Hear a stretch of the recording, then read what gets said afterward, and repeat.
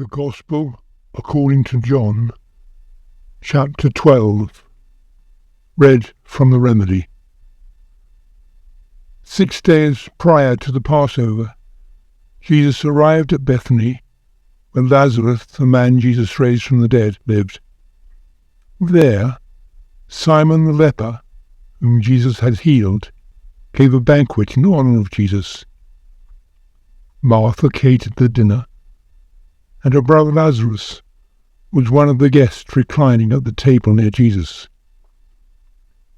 Then Mary, the sister of Martha and Lazarus, took a pint of pure nard, worth a year's wages, and poured it on Jesus' feet, and then wiped his feet with her hair.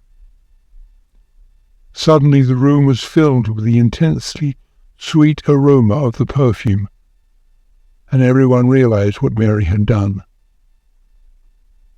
But Judas Iscariot, the disciple who later betrayed him, was irritated by Mary's gift to Jesus and objected. This woman doesn't value the less fortunate, but tries to promote herself with expensive gifts. If she cared more about others than herself, she would have sold the perfume and given the money to the poor. It was worth more than a year's wages. Judas said this not because he cared about the poor, but because he was selfish and motivated by greed, and as keeper of the money bag, he would help himself to what was in it. Leave her alone, and don't criticize this beautiful thing she has done, Jesus commanded. She has understood my mission, and with perfume costing all that she had, has anointed me for burial. The poor will always be here for you to minister unto, but you will not always have me with you.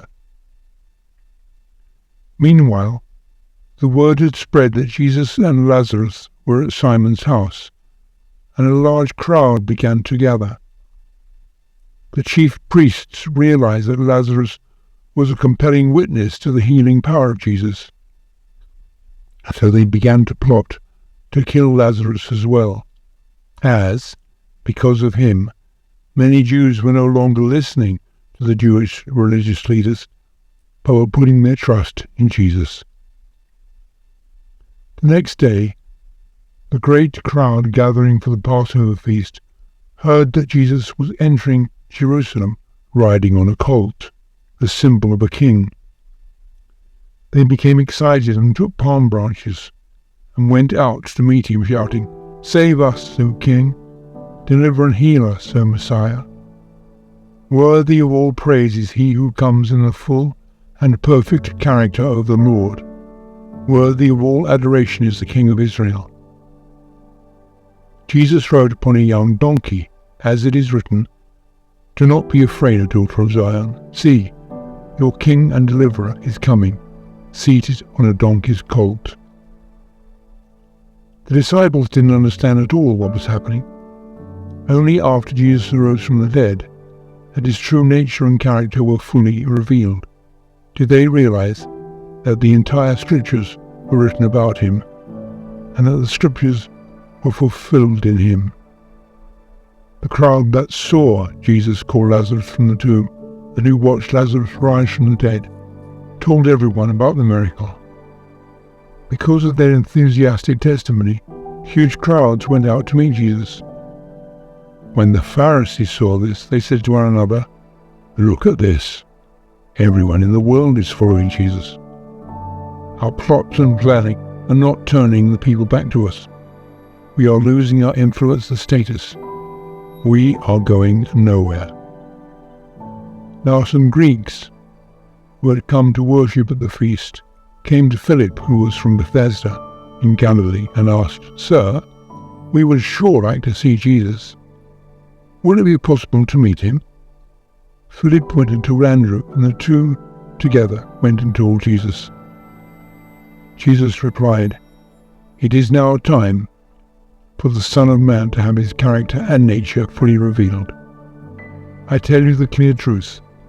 Unless a kernel of wheat gives itself up to be buried and die, it will remain a lone and solitary seed.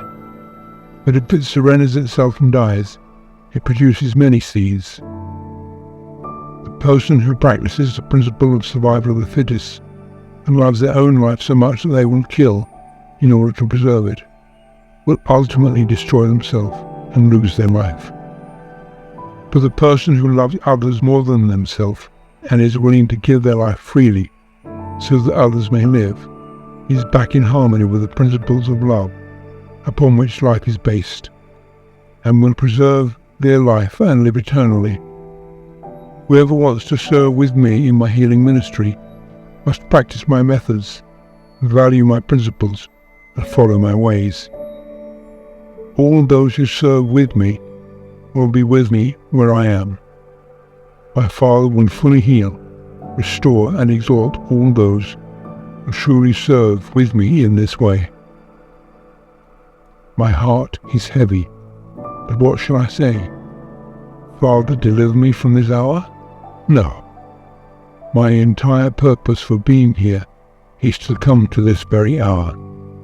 Father, may your true character and nature be fully revealed, and may Satan's lies about you be fully exposed. Then a voice came from heaven. I have revealed my true character and nature, and will reveal it again. The crowd with their darkened minds couldn't understand the voice. Some thought it was thunder, but others thought it that an angel had spoken to him. Jesus said, "This voice was to strengthen your faith, not mine." Now is the time for the infection of selfishness and sin in this world to be fully diagnosed and revealed as destructive. Now Satan, the prince of this selfish world, will be driven out into the open, out of the shadows, out from behind his lies and distortions about God and God's methods, out where all can see him as the murderer he truly is, and thus out of the hearts of all who love me. When I am lifted up from the earth, I will draw all intelligences throughout the universe to me. By saying this, he was revealing the kind of death he was going to face. The crowd spoke up and questioned Jesus. We have heard from the scriptures that the Messiah will deliver us and establish a kingdom here forever. So how can you say the Son of Man must be lifted up? And who is this Son of Man? Then Jesus told them, you are going to have the light of my life for revealing the truth of God's character, methods, and principles just a little while longer. Incorporate the light of truth into your lives while you still comprehend it, before the darkness of Satan's lies so blinds you so that you can no longer tell the truth from a lie. Those who make choices based on lies, distortions, and feelings, rather than upon the truth, damage their minds and can no longer tell when they are going. Put your trust in the light of truth, while your faculties can still see and understand it, so that you may be healed and restored fully into God's enlightened children. When he had finished speaking, Jesus left and hid himself from the crowds. Even though Jesus had performed so many miracles before their eyes, spoken the word of truth in their hearing, and lived a life of selfless love in their presence, they still refused to trust him. This was in harmony with the prophecy of Isaiah.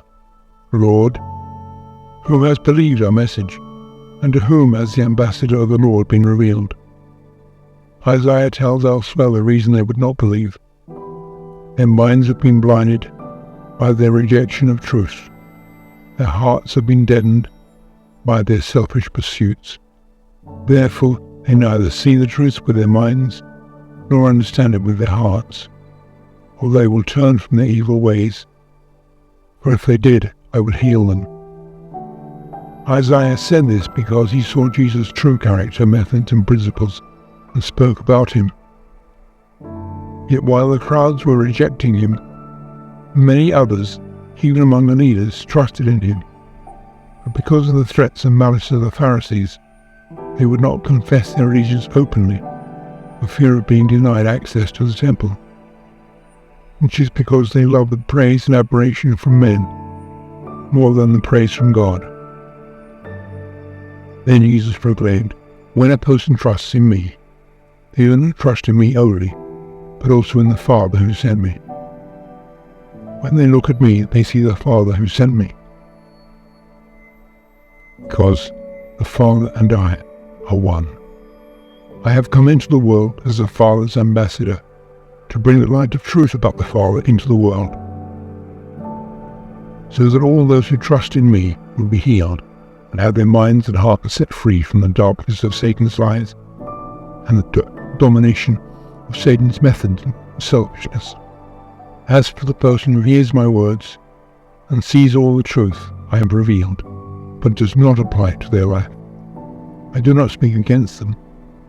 I did not come into the world to condemn it, but to bring the only remedy to sin and selfishness, in order to heal and save the world. There is an accounting, a reckoning, a final conclusion, for the one who does not value the principles and methods I have revealed. The reality of their own condition will condemn them in the last day. By rejecting me, the only remedy, their infected selfish state is fatal, and the truth of their unhealed terminal condition will be their judge. I did not speak words to promote myself, spoke only the truth necessary to reveal the Father who sent me. I know that his methods and principles are the basis of life, and they result in eternal life. So whatever I say is exactly what the Father would say if he were here, because he has told me the exact truth to reveal.